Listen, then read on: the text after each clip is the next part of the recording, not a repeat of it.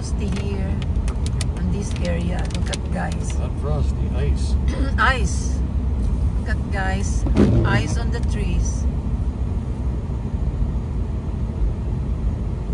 Look at guys. See the branches? Yeah. Oh, see the trees tipped over here?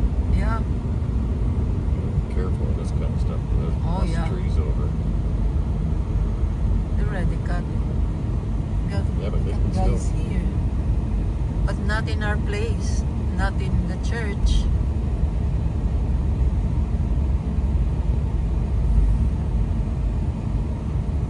Ice, ice.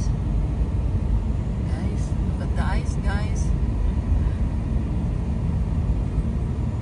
Ice, ice, baby.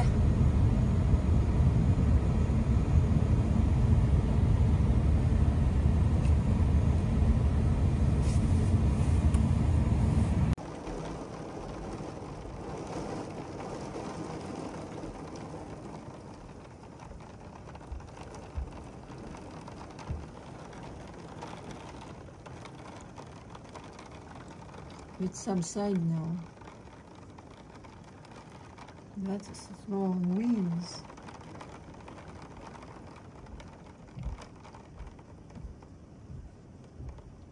Over there it's really pouring from the garage, from the roof's garage.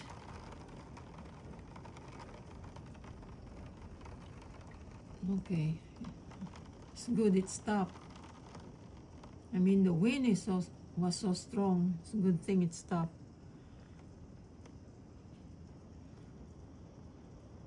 Wow. Oh. Nagloko yung isang ilaw. 3 days na po kaming umuulan. Hindi ko nakunan kanina, ang lakas ng hangin.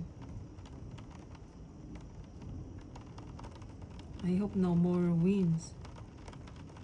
Kasi walang dapat ulan na ganito eh, na malakas pa ang hangin sa this time of the year.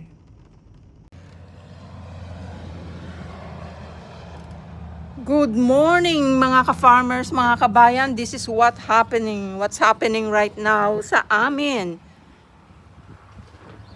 The migratory birds are here, like swans, ducks, geese, robins, it can kill them.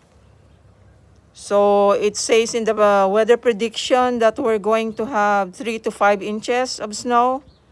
Guys, this is April 2. My goodness. Ooh. Bad. Yucky. 2 days ago po, there are lots of, especially the north part, like Gaylord, north of us, maybe like 3 hours away from us, couple hours, 2 to 3. No, I think 2, yeah, 2 or so.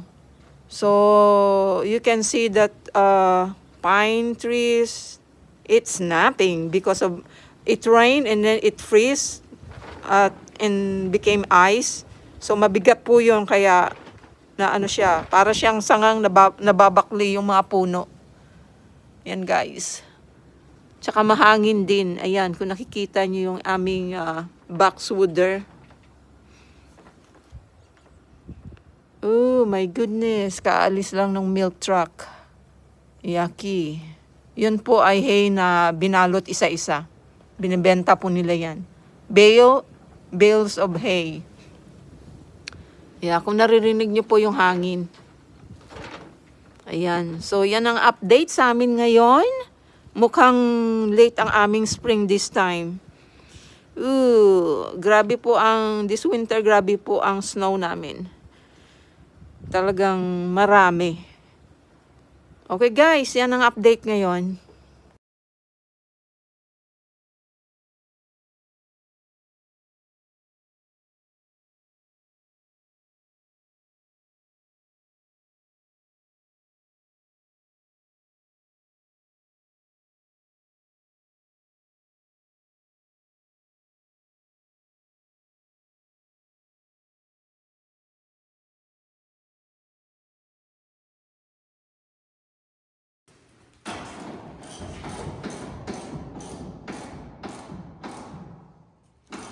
in the day, we ran pretty much all green, and then we kind of, over the years, we run 3 blue ones.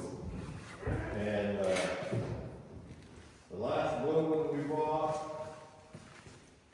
this was about a headache. Yeah. It was a TG 255, so earlier 2000 model, you know. And so that's the end of that. So we got rid of that for this winter. And so the goal is over time we back out. Toolbox. Well, you gotta have options, right?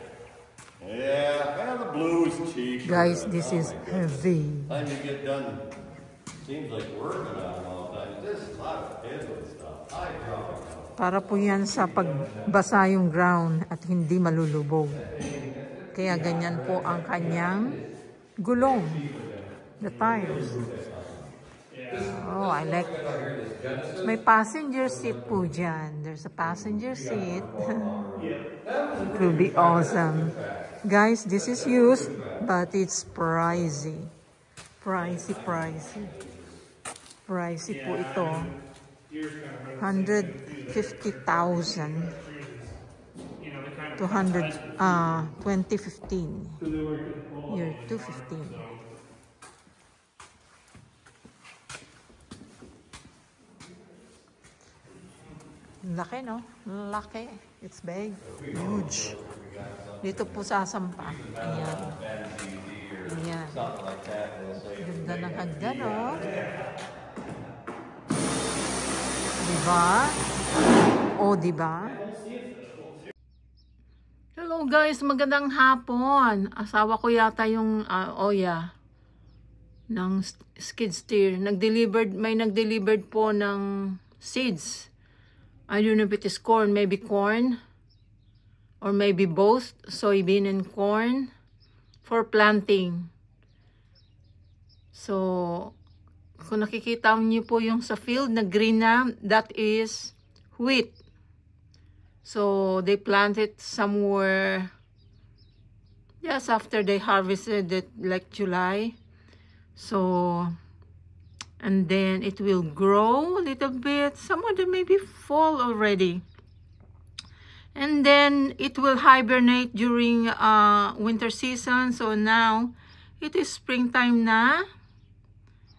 Ayan.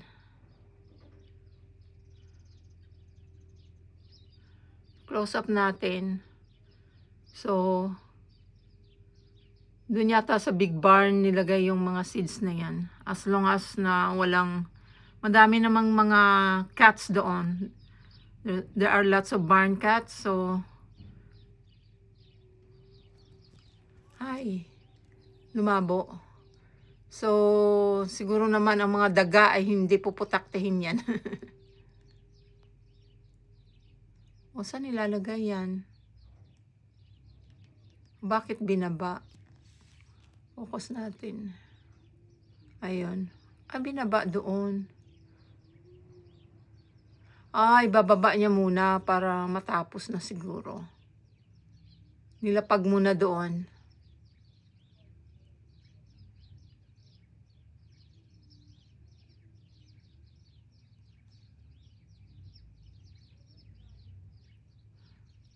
Meron pa siyang yung nakabox. Yung crates, ayun. Yep. Hindi ko alam kung sinasauli nila yan. Kasi magandang paglagyan niya ng mga So, kasi matibay na plastic po yan, yung crates na yan, yung black. So, meron pa nga sila yung isa, yung bag ang kapal. Parang plastic siya, na parang sako pero makapal. Pati yung strap niya matibay. Pwede mong gamitin sa iba. Okay guys, iyan ang update sa farm. Yan, nilipad na po kasi ng hangin. Malakas na hangin.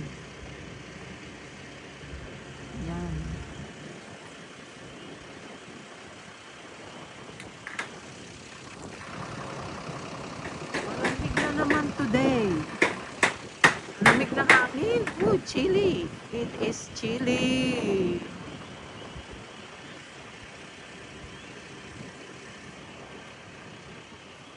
Yun po yung tatlo lang ang aming baka. Ayan.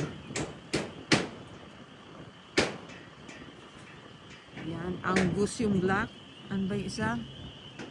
Worcestershire.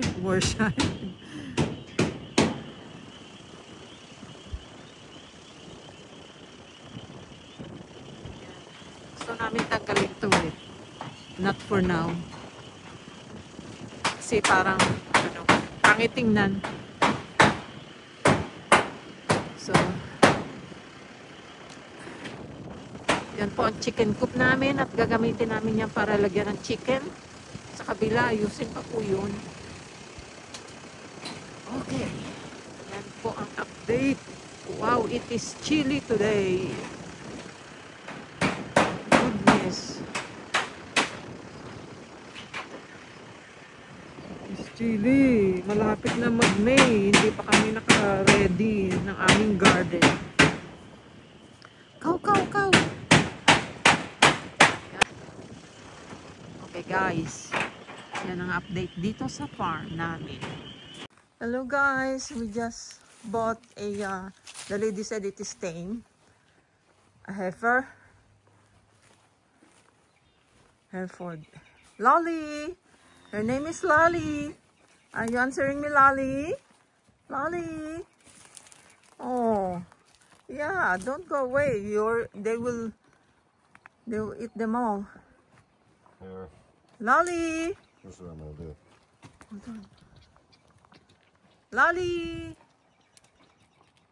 Oh, see? They ate them all. Yeah. Yes, they ate them all. I sent pictures to the lady. Oh, okay. Lolly. Oh, she's eating there. The other side. Yeah, you know how fast they eat. Now what's left behind? That's the one you're gonna eat. Look at them, they are fat. They are fat. They grow. Yep. Look at these patches. I think we will call him Patch. Hey Patch. I call him. Hey Lolly. How are you, Lolly? Come here, Lolly. Hi, Lolly.